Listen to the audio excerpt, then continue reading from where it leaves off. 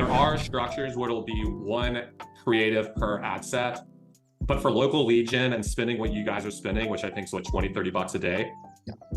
I don't think it's necessary. I think like I would do a structure of campaign, one ad set,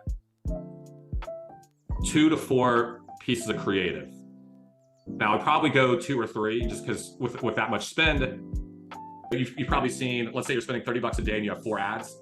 Sometimes in one day, maybe 20 of the 30 goes to one ad and then the rest just goes a little bit here and here. But sometimes it's pretty equal. So if you're expected lead cost, that's the main thing you need to know. So again, expected lead cost, let's say 15 bucks on average, you should get 2 leads a day.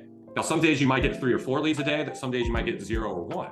But over a 7-day, 30-day period, it's gonna average to about 2 a day. In the short term, averages don't always check out. In the long term, they do. So back to the example of, let's say you have 4 ads spending 30 bucks. Maybe each ad in one day gets $7.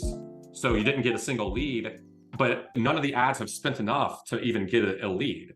So you need to look at it in both ways. And so that's where if you have too many ads, it can be a detriment. I think, again, 3 to 4 is probably a good number. And then you can pause stuff early. So let's say you expect a $2 lead cost, or excuse me, click cost, but something spent $8 and gotten 1 lead. You can pause that early because it's just the click costs are too high.